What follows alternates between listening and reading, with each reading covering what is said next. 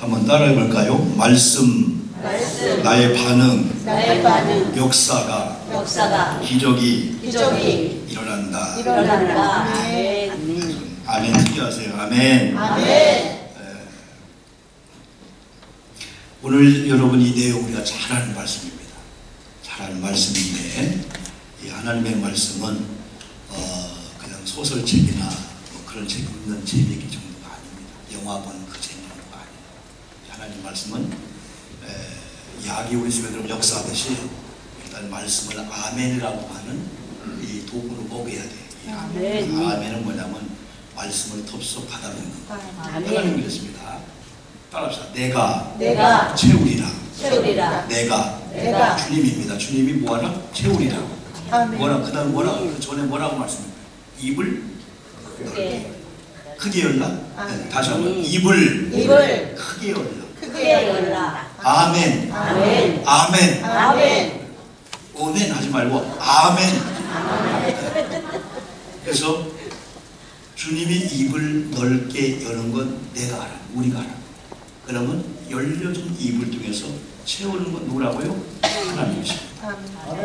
이 빈자리도 하나님이 채워주실 줄 믿습니다. 근데 내가 입을 크게 열려.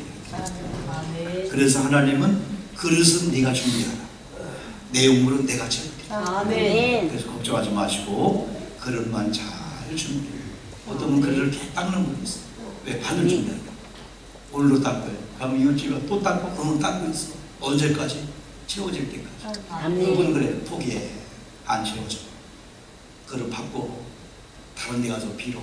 그러나 고제부터 우리는 하나님은 시원치 아니하시고 후회하지 아니하시고 하나님이 우리를 오후 시간도 불러놓고 그나 한 시간 동안 힘든데 우리 고생시키는 게 하나님의 말씀을 통해서 예비인 거 우리가 알 수 없는 그걸 또 이렇게 보여주고 또 하나님 우리에게 또 오셔서 이렇게 만져주고 요즘은 그런 기도 하나님 우리 정의용 권사님도 만져주시옵소서. 만져주시옵소서.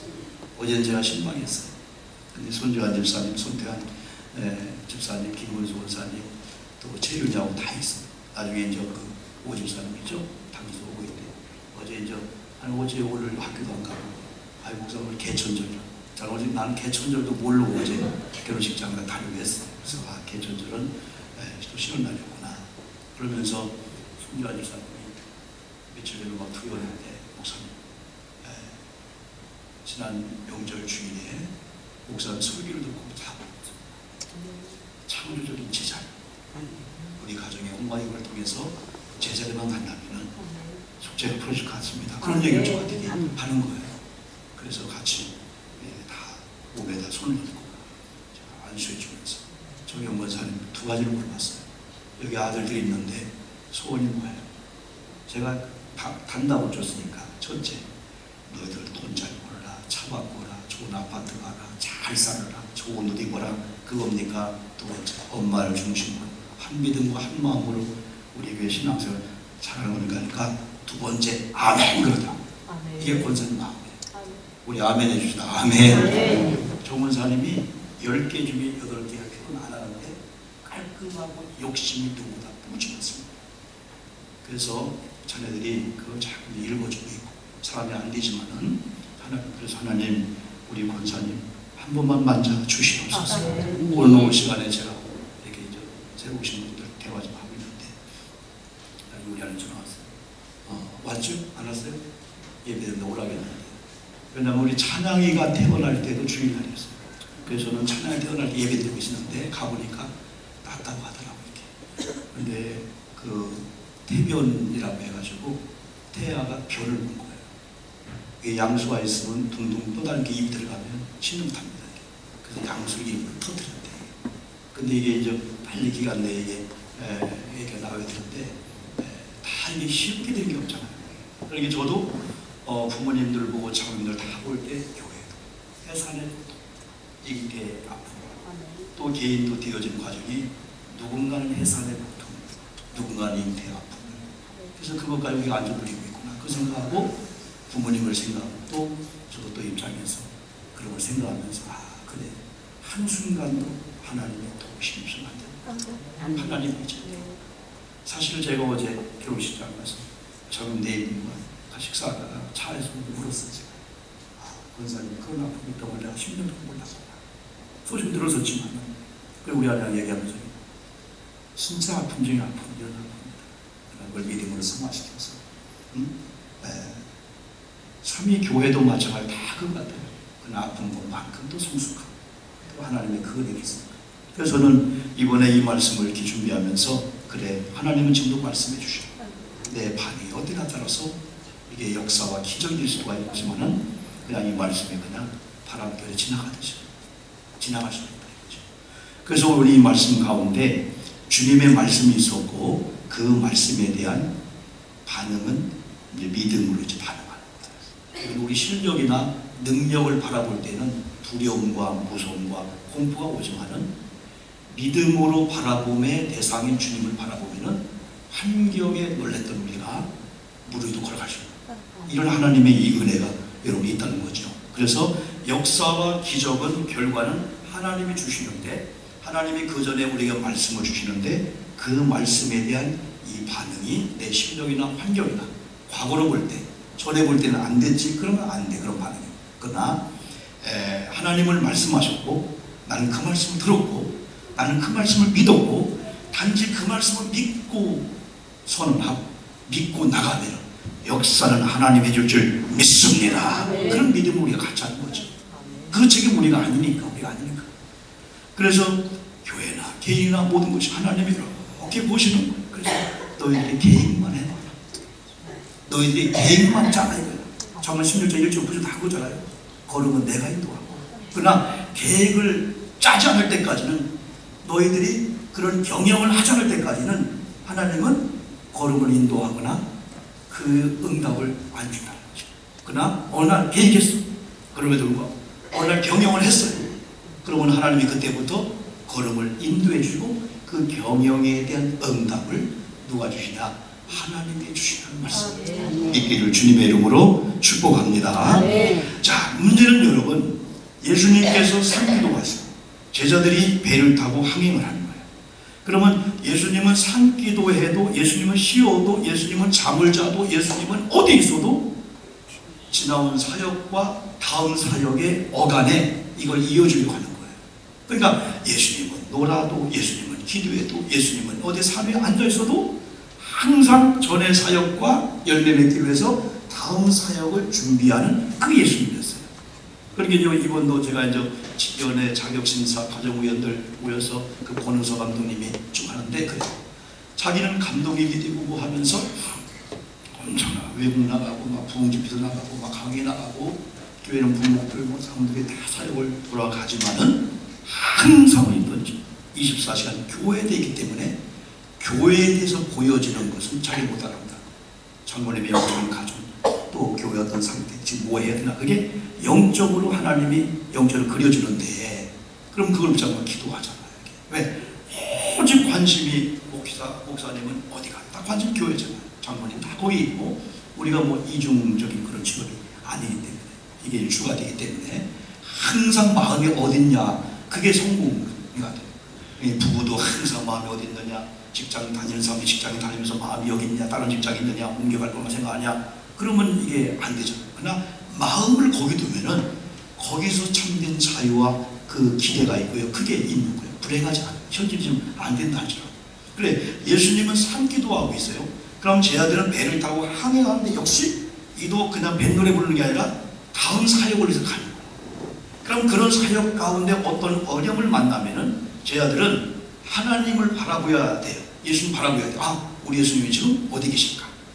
자, 예수님이 때로는 예고하기도 합니다. 또 예수님 예고 안 하기도 합니다. 그럼 거기서 예수님 어디가 찾으면 안 돼. 예수님은 보나마나 기도하고 계실 거야. 우리 아멘 합시다. 아멘. 그래야지. 예수님이 어디 가서 뭐 하고 있나? 아닙니다. 목사님 어디 갔지? 목사님 어디서 화투 치고 있나? 어디서 목사님 또 막걸리 한잔 먹고 있는 거 아니야? 목사님 교회들 안 모은 데에서는 뭐 이상한 거 아니야? 그리 생각할 필요가 없다. 산속에 있든지 지층에 있든지 지하실에 있든지 차 안에 있든지 어느 데든지 아 우리 목사님 이게 제자들이 그래야 되는데 그걸 놓쳐버리니까 환경이 커요. 그래서 두려움 제자들이 두려워해서는 안 될 이유 중에 한 가지가 뭐냐면, 우리는 지금 예수님을 직접 보지 않고도 있는데 제자들은 예수님과 함께 막 기적을 막 경험한 거야. 실제로 본 거야. 그런데도 또 문제가 오면은 그걸 망각하고 어쩔거나 그 염려에 빠진단 말이야. 또 문제가 뭐냐면은 항상 여러분 저물 때를 조심해야 될 줄 믿습니다. 한낮에서 저녁으로 갈 때. 네. 뭔가 인생의 막바지, 뭔가 교대할 때, 교차할 때, 바톤 교차할 때, 다른 바퀴도 잘 가다가 이야 1등이다 했는데 바톤 터치를 잘못했네. 이걸 놓쳤어. 그러면은 10m, 5m 떨어지는 거야. 죽었다 달려가니까. 그래서 저물 때는 뭐냐면, 야 이제 낮의 일이 끝났다, 이제는 저녁이네 라고 한 그때, 목적지가 여러분 20km야. 근데 200m 남았어. 그때 조심해야 돼. 그때 다 와서 이제 하다가 그때 사고 나고 그때 또 그렇게 조심해야 돼. 그래서 성경은 저물 때에 육지에서 수리를 떠났다. 그런데 따라합시다. 바람이 반드시 불어온다. 바람은 사람은 춘풍으로 만들 수 있어. 사람은 역풍을 맞아. 돛담배는 바람 없이는 못 가. 근데 바람을 잘 하면은 어떻게 합니까? 쫙. 이번에 중국이 이번에 그 달 무슨 달이라고 하죠? 이번에 큰 우리 추석날 뜬 달을 무슨 달? 둥근 달, 보름달. 또 무슨 달? 슈퍼. 우리 장로님들 이 글로벌 시대에 영어로 얘기했어. 지금 슈퍼는 크다. 문은 문이 아니고 달이 1년에 제일 큰 데인데 요게 또 바닷물을 해일을 만들어야 돼. 그래가지고 막 중국 막 일본들은 갑자기 막 해일이 물고 이번도 손에 보고 20도가 물이 막 차고 있단 말이에요. 추적전을 해가지고 이렇게. 그런데 그 무서운 해일이 밀려오면서 방송을 통해서 다 도망가라는데 보도 하나를 가지고 나올 사람이 있어. 왜? 이때다. 그 밀려오는 해일 속에서 파도를 타려고 하는 사람이 있다. 그걸 잘 이용하면 오히려 역으로 해가지고 우리는 무서워요. 근데 그들은요, 공중에서 낙하산 가지고 낙하하게도 우리가 못하는데 그 낙하산 가지고 공중에서 V자를 만들고 우물정자를 만들고 사진을 찍고 3분 걸린대. 그래 하는 사람도 있잖아. 물론 고대 훈련이 필요하겠죠. 그래서 이 바람이 거슬리고 바람이 불어오는데 이걸 믿음으로 바라본다면 이 고통이, 이 바람이, 역경이, 무한지구가 왜 올까? 어떻게 할까? 그걸 연구하면 나가는데 너무 무서워. 큰일 났네. 우리 망했네. 어떤 현실과 되어진 일 앞에 나만 생각하면 두렵습니다. 내 실력이나 내 능력이나 내 경험으로는 두려워 하는데 권사님 계시네? 집사님? 목사님인데? 주님이 지금 기도하고 있을 거야. 그걸 생각하면은 그분의 빼고 우리는 여호와 이름, 야훼 이름, 만군의 여호와 이름으로 명하노니 물러갈 시로다 하는 거지. 내 실력으로, 내 힘으로가 아니지. 그래서 우리 믿음의 사람들이 어떻게 보면 하나님은 선포지 말라고 하신다. 네가 좀 선포하라. 네가 말하라. 그러면 네 말하는 대로 뽕나무? 말하면 네가 뽑는 수고를 안 해도 저 바다에 저 산에 신기가 내가 할 테니까 너는 믿음을 가지고 네가 말하라. 네가 행동하라. 네가 실행하라. 여러분, 어떤 분은 계속 꿈만 꿉니다. 5년 후에, 10년 후에. 어떤 분은 그 꿈을 행동으로 옮겨서 그 꿈이 눈에 보여지는 현상을 보고 사는 거야. 그래서 꿈은 계속 꿈이에요.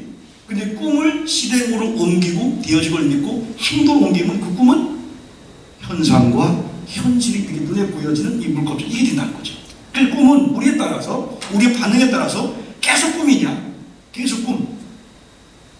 그러나 그 꿈이 이렇게 우리였네? 되어졌네? 그건 우리의 믿음의 반응에 따라서 깨본다는 거죠.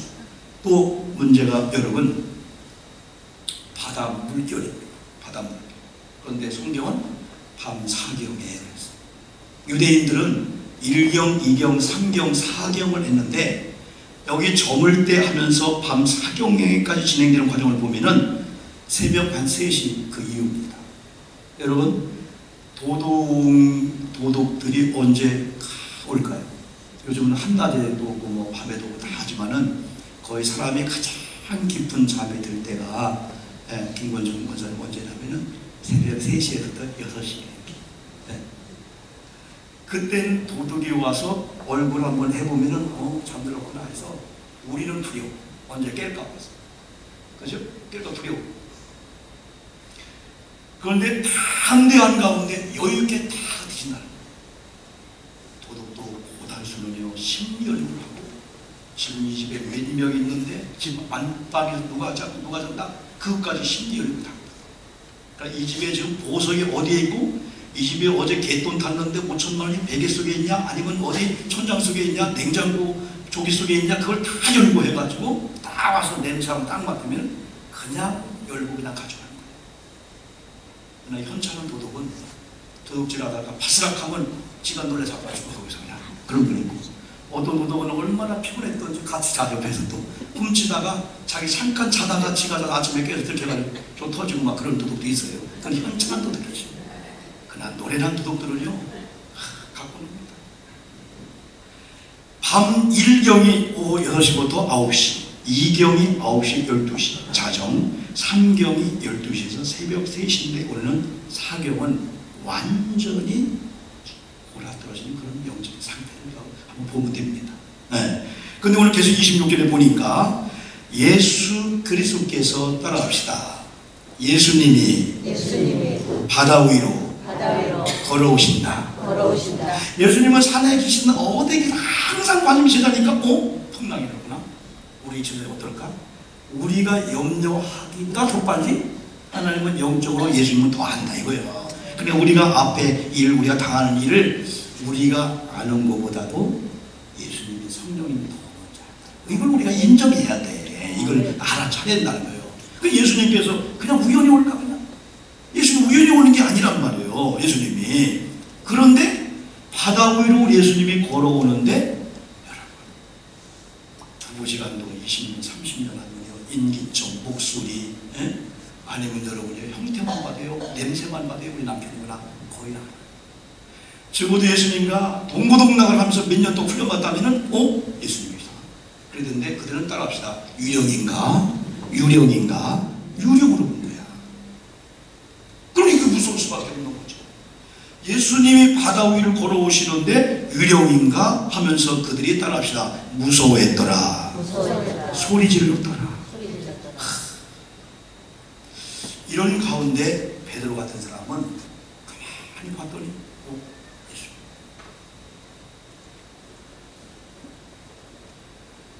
똑같은 현상에서 다른 제자들은 유령인가 봐. 그래서 벌벌 떨면서 그들이 소리를 질렀다. 바다도 무서운데 오늘 유령까지 나타났으니 이건 완전히 우리는 죽었다. 혼비백산 호들갑을 떨지 않겠습니까? 큰일 났다. 누가 여기 가자겠어. 그때 수많은 사람들이 안 하던 참았던 말이 막 튀어나오면 이게 이제 공동체 혼란이 그때 오게 된 거예요. 그때 베드로가 뭐라고 하죠? 예수님 저를 오라 하십시오. 베드로가 예수님을 본 거예요. 그때 예수님 뭐라고 했죠? 베드로에게 따라합시다. 안심하라. 내내 두려워하지 말라. 우리가 두려울 때 다 있습니다. 두려움 다 있습니다. 다 무서워. 두려움이 있을 때 때로는 찬양하다가 기도하다가 물결 위를 걸라 하시네. 그 찬양 같은 게 있잖아요. 주님이 안심하라 내내 두려워하지 말라. 너도 나와 함께 물결 위를 걸지 않을래? 주님이 오목사야 나야. 여러분 때는 오늘도 밤에도 저녁에도 내일 날도 어떤 환경 속에서 어떤 일 부딪힐 때 막 두려워. 그러나 우리가 베드로처럼 할 거냐? 아니면은 저희들처럼 그냥 믿음 없는 척 할 거냐? 여기는 안 믿는 자와 믿는 자를 구분하는 게 아닙니다. 믿는 자와 믿는 자가 아니라 제자들로 특별히 훈련받은 제자들 중에도 유령으로 보는 사람이 있는가 하면 예수로 보는 사람이 있다. 유령으로 보는 사람은 두려움과 벌벌 떨고 사람 앞에 나는 잘못 없는데 누구 때문에 항해했다 우리 죽겠다 하면서 소리를 지르지만은 그러나 그 중에 한 명이 예수님 나를 부르게 하시오. 그때 그걸 보고 수많은 사람들이 혼비백산 소리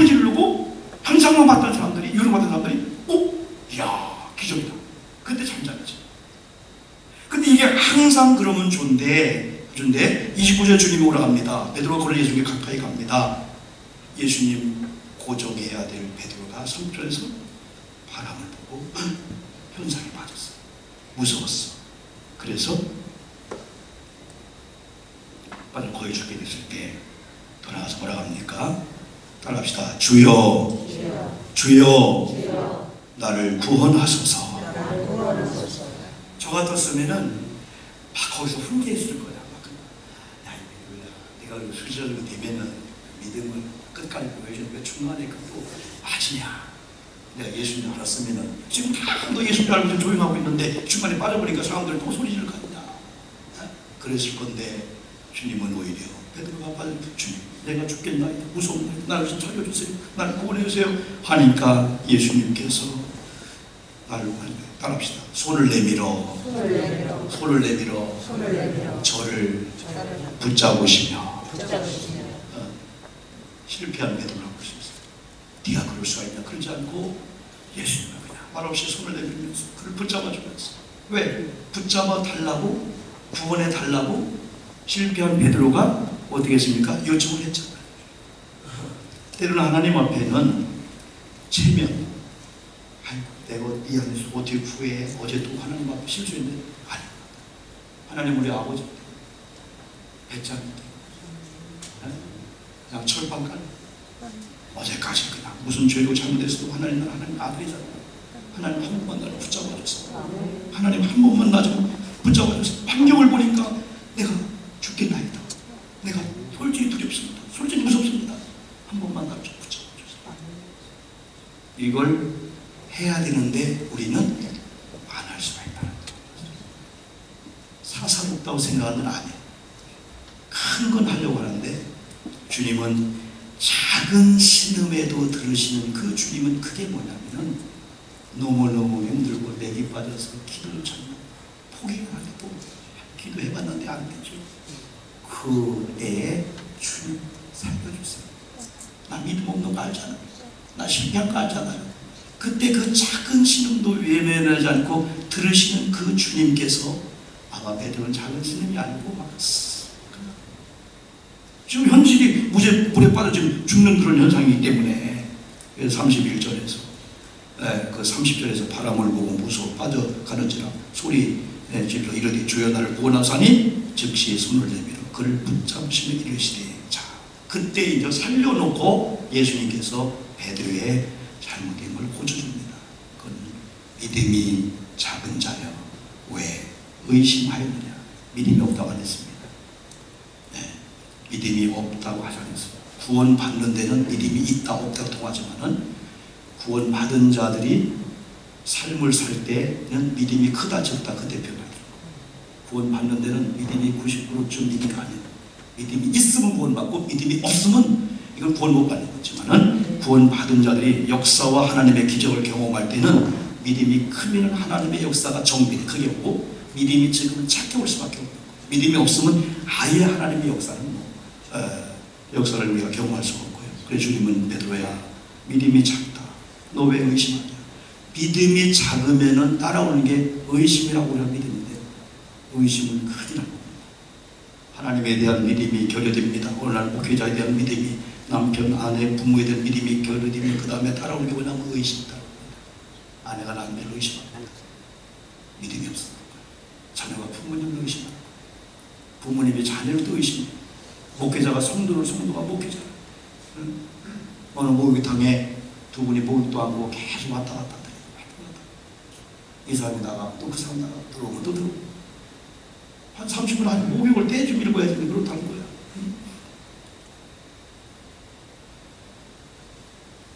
나중에 알고 보니까 아마 현금을 좀 많이 갖고 왔나 그래 거기다 은행 끼고 자기 옷장에 넣었는데 한참 목욕하려고 어떤 사람 나가더래요. 혹시 저놈이 한두 차례 나갔대. 들어갔대. 아마 그 사람들이 했나봐. 또 성도들 그러고 왜 나가지? 이상하다. 왜 자꾸 왔다 갔다 하지? 그래 그거구나 나가면 목욕을 못했대. 그 나중에 그 옆에 있는 분이 휴대폰이 왔대. 그러니까 그분이 아니 그 목사님 하는 게 나중에 그 장모님이었나봐. 장모님 아유 제가 장로로서 해야 되죠. 장모님이었고 저 장모 또 목사님이었대. 그러니까 목사님 장모님이 빨개 보고 목욕하러 와가지고 장모님 줄 몰랐겠지. 저분이 왜 나가지? 이 견물생시나 돈 때문에. 여러분, 그 믿음이 교려되면 어느 순간에 의심이 오면, 의심은 죄입니다. 의심은 살인까지 와요. 의심은 미워합니다. 의심은 어마어마한 공격까지 와요. 그리고 의심은 탑을 쌉니다. 그리고 의심은 사람들을 만듭니다. 그래서 공격하려고 합니다. 그리고 그분이 공격할 줄 알고 방어를 못 치는 거예요. 혼자 그러는 거예요. 그러나 어느 날 믿음이 들어오니까, 아이고, 부모님 아니야. 그분이 아니야. 그분이 아니야. 네. 그래서 우리 이런 말씀을 통해서 믿음이 작아지면 나도 의심하구나. 혹시 고부간의 모든 관계 속에 혹시 그렇다면 믿음을 키워야 돼. 믿음은 전파되니까. 32절에서 배 함겨오름에 바람이 그치는지라. 따라합시다. 바람도 그친다. 그렇습니다. 여기 주는 바람은 이런 고난을 주는 바람. 그러나 이 바람을 통해서 믿음이 키워지고 의심에 담기 믿음에 담기니까 그때에 배에 있는 사람들이 예수께 전하 이르되 진실로 하나님의 아들을 이뤘습니다. 자, 이걸 보면 두 가지입니다. 아니 세상에 초신자도 아니고 제자들이 이런 고백을 할 정도 되겠냐. 그렇게 할 수 있지만 또 한 가지는 이 말씀 보면 야 멋있다. 멋있다.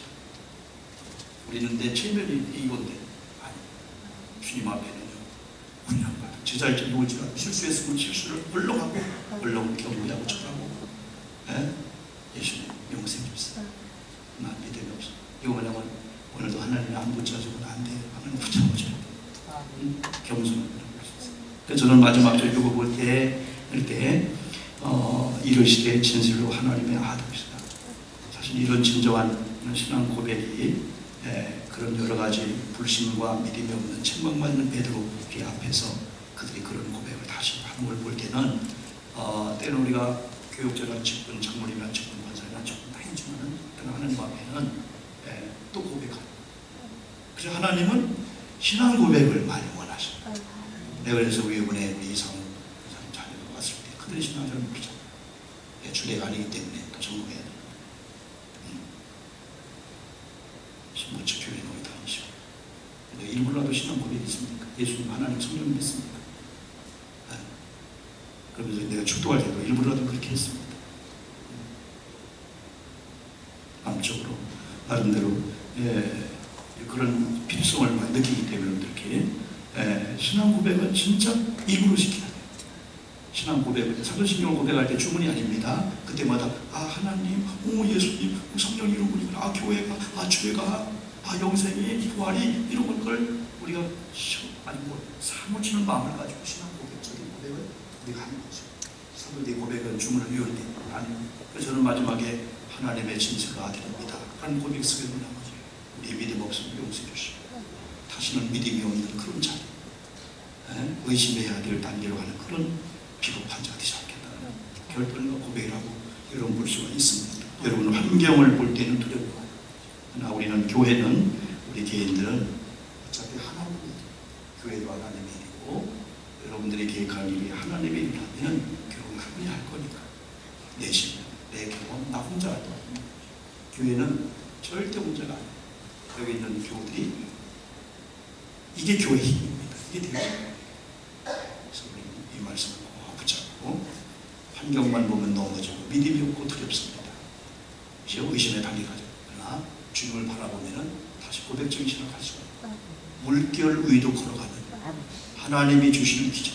그래서 하나님이 주시는 말씀을 들을 때 읽을 때 내가 믿음으로 아멘하고 반응해서 내게 준 말씀을 한다면은 그 다음에 하나님이 걷게 한다든지 하루를 잠잠케 한다든지 그 역사와 기적은 하나님이 일으켜 주실 줄 믿습니다. 믿음을 가지시고 어떤 현장 앞에서도 한 발짝 뒤로 물러선 다음에 믿음의 안경으로 한 바라보신 가운데 주변의 사람들이 과연 김원사 믿음의 사람입니다.